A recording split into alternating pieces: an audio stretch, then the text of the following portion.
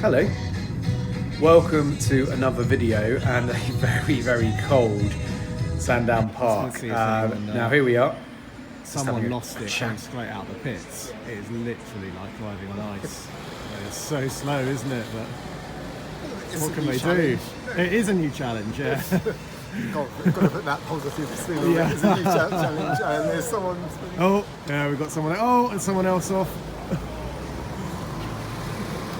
Yeah. There's literally just no grip at all this round. I don't think there's ever been this low grip, even in the full wet. So there we are, just discussing, giving my two penneth worth at the side of a track, watching the N35 STs. And then, unfortunately, this happened. What you're seeing is some very unclear footage. Now, the reason it's unclear is because a film of ice has sort of encroached over the camera lens there, and this was all I could see when I looked back at the footage. This was it. It's really disappointing because it was actually a brilliant day's racing.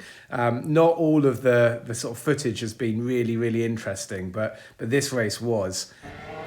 Good old Aidan Fallon there at the side though was able to take a little bit of footage. God, it was so cold. This was actually happened in December, so this is the title decider.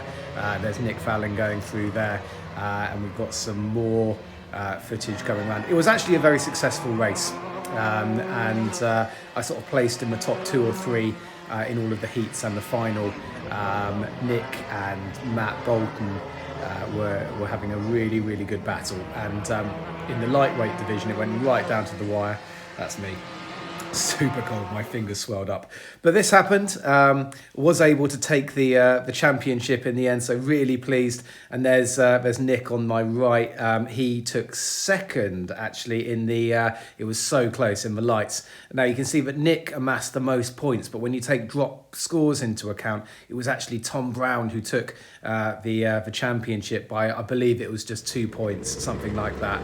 So congratulations to those guys, and congratulations to everyone. It was a really cracking days. It was a cracking season, I should say, actually. But I couldn't leave it at that. I was thinking, what am I going to do? How am I going to do a video where basically none of the footage is usable? Well, I've gone up to Daytona Milton Keynes for a blast around, and here we are. It was so this race is in January. This is what was it, the 22nd of January, something like that. And the reason I did this race was 2 reasons. Firstly, the Club 100 season opener is the following weekend. Now I have been overeating over Christmas, I have to be honest, and I have a new racing weight, which I'm going to need to do something about ASAP. But I wanted to do a bit of practice. Hadn't done any karting since the end of last season. Had a little break, gave the old wallet a bit of a rest. But you can see there, bagfuls of oversteer. This was a wet, dry track, and these are some of the most difficult conditions to race in. You never know quite how much grip you're going to get. It's changing corner to corner. Very difficult to compute how much grip you're actually going to have. There we are, getting it totally wrong. And the problem is, as will be demonstrated over the course of this video, with these 2-stroke karts, if you let the revs drop too much, you really have very little power. It's not like the 4 strokes where there's you hit the gas and you've got all of the power. The power only really comes in a 2-stroke in the rev range. But anyway, I'm just about to demonstrate to you how tricky it was. So, turn 1 was flat, turn 2, all sorts of wet patches, and I just get on one, and there we are, the most pathetic little slide into the barrier. Very embarrassing. Lots of people ended up in that barrier today. I wasn't the only one. But still, the marshal's here just checking I'm okay. Thank you, young man. Yes, all okay. But anyway, after qualifying, I managed to put it P2 on the grid. And here we are, just lining up, ready to go. P1's on my right, and watch this. Oh, someone has mistakenly thought that we were racing. I'm not sure why. We seem to be racing very slowly, but he's gone. Anyway, so he's in the lead now, technically. There's some confusion. Barney in P1 doesn't know whether we are going to abort the start or whether he's just going to be taken off track. We do actually, we're going to go. He's going to get a black flag for what is, I think, a pretty clear jump start there. Anyway, horrible section into turn one. Oh, a whole bag full of oversteer, and we just touched the back of P1 there, so Barney and P1. But fortunately, we both live to fight another day. Now, I'm not quite sure what happened behind me, but we managed to pull a gap on the rest of the field here. Just check out there, and we've already pulled a 2 second, 3 second gap maybe over the rest of the field. So actually quite a nice situation to be in. I don't really need to worry too much about what's happening behind me. I can just focus on going forward, and this is going to be a good race, good little race actually. This I believe the driver in P1, Barney, is a bit of a regular. I think he comes quite a lot. I think he might be a championship driver as well. It's been a couple of years since I've been at Milton Keynes actually. Really great track. Sandown is quite a lot closer for me, which is why I sort of tend to reside down there rather than coming up here. Right, now here's the technical P1. I was a bit worried that he was just going to veer across the track in front of us, and Barney in P1 was slightly compromised by that. You can see that we've gapped him quite a lot. Could go for the move there, but decide not to. It's way too slippery, and really I still don't have a good understanding of where the damp patches are. They seem to be everywhere and nowhere into turn two. But anyway, we are still going. This is the beginning of the race, so there's no real need to do anything silly. And actually, I think consistency is going to be what wins this race. Now, just there, so I shake my head slightly. I made a slight mistake. There's actually far more grip than I thought there would be, just round there, and I ended up turning more than I meant to, and ended up clipping that curb. But whole bagfuls of oversteer, then understeer, and I'm really late on the throttle, and just look how much time that cost me. P1 is getting smaller and smaller and smaller. We're punished for that mistake. And then whole bagfuls of oversteer and understeer into the very fast left-hander. Horrible sequence of corners. Just lost my rhythm slightly here. Not really hooking it up, not on the right parts of the track. And this is a situation, isn't it? When you have a slower track, we were doing sort of 113s, whereas sort of typical dry times are more like in the 105s. So even though large parts of the track are dry, not all of it is. And if you do make a mistake in the wet, you get punished more. We've got a red flag. One of our racing colleagues had decided to get out of his kart, and possibly the guy who didn't quite understand the kart procedure, the start procedure, I don't know. But anyway, that was a red flag, and that lasted for about 5 minutes or so. So P1 obviously saw the red flag first and hit the brakes first. You do try not to gain any advantage if something like that happens. I might have gained a small amount of advantage actually, but not too much. But anyway, we're good on the brakes around here. Important to get on the power early actually though, before that hairpin, and important to get on the power early behind this hairpin as well. So I think we probably have benefited ever so slightly after a dodgy lap where I lost loads of time. We've got someone else in the barrier. There we are, that's our favourite barrier from earlier. He comes out right in front of the race leader, not terribly aware that the battle for the lead's going on, but we just about managed to get through. Now I actually had to go on a slightly damper part of the track there to get round him, and that just cost us a few tenths, maybe half a second, something like that. So a little bit tricky to sort of navigate the back markers, but navigating back markers is of course all part of the game. Nothing that he did wrong necessarily. We're going to see if we can get round. Oh no, we can't. Again, look, you see, as soon as you hit that curb, you absolutely ruin your drive. Now, normally what I'd like to do around that corner is try and be on the gas as early as possible. And again, just taking too much speed in there, particularly when you get on the wet bit down the bottom hairpin. Your tyres really cool down, and that means you don't have a lot of heat in your tyres when you come to that very fast left-hander, which can be alarming. I have actually in a previous life got it wrong around that left-hand hairpin, and get it wrong again. Again, sort of haven't found a rhythm yet, and I can see. Sorry, I was going to say actually, I have in previous. Previous championship, I have got it wrong big time at that very fast left-hander, and that's a big accident if you get it wrong there. We're not in our rhythm yet. It's not going overly well, and at this stage I'm just a bit worried that I'm not going to give P1 much of a race. But before you all turn over and watch Super GT instead, then don't worry. It does get closer than this, and I won't give away the result.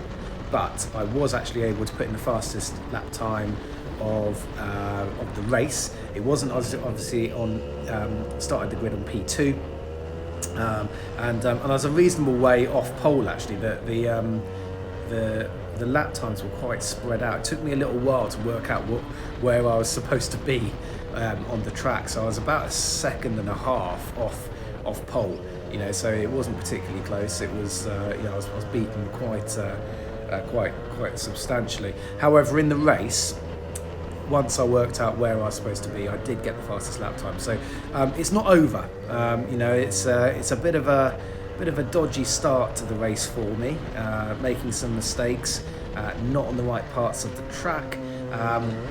Again, there you see that I turned up at that corner and had a bit more grip than I was expecting, and that's why driving in these conditions is so difficult. I can't say that I was consistent.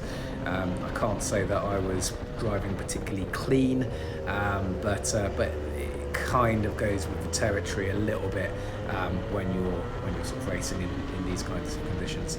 So you can see, can't you, that I lose a lot of my time on that straight in particular. There's also the infield straight that I lose a bit of time in.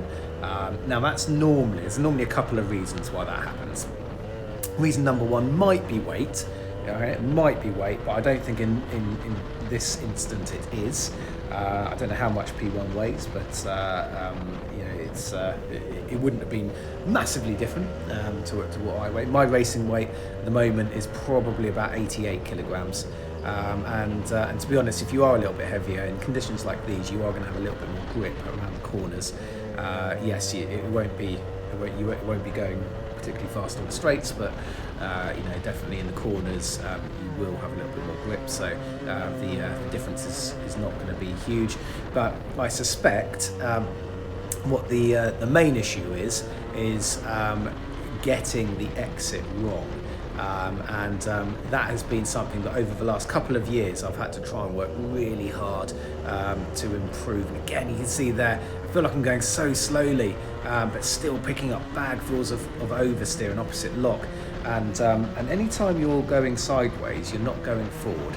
And that's the thing that most people sort of need to realise. I've got another back marker in there just on the exit. I have to put some steering angle in as I'm trying to accelerate away, and again it looks really, really minor, but all of these little issues, all of these little things, when you're racing someone really, really fast, they add up, because at the moment Barney in P1 is not making any mistakes. He's getting through back markers cleanly. He's not making a mess of the bottom hairpin, and he's accelerating away nice and quickly from that hairpin. But every time we make a little mistake, we're just getting a little bit further back. We're just inching back. When we get the lap clean and when we get the lap sorted and put together, we're pretty competitive, but in terms of pace. But there's no point in being fast if you're not first. actually, P1 eventually gets pretty unfortunate there. Kart 102 there, just in the wrong place at the wrong time. I meant for us as well. I thought he'd seen me. I decided that I'd sort of committed quite early. I thought he was going to brake earlier than he did actually. Now, if you just look to your right, you can't quite see it, but actually I looked to my right and I saw that he had spun. So I think we didn't make contact, but I think I scared him. And possibly caused him to spin. I was all over the curb there, but just trying to avoid him when I realised just a bit too late he was going to turn in. And there are more back markers coming up. Like I said today, the field spread was pretty dramatic. Part of that is we've got very, very difficult conditions. If you're not particularly experienced, these are pretty much the most difficult conditions that you could possibly sort of start in. But secondly, of course, as we've seen already, as we've got another back marker coming up, as you've seen already, there's quite a lot of people finding their way to the barrier.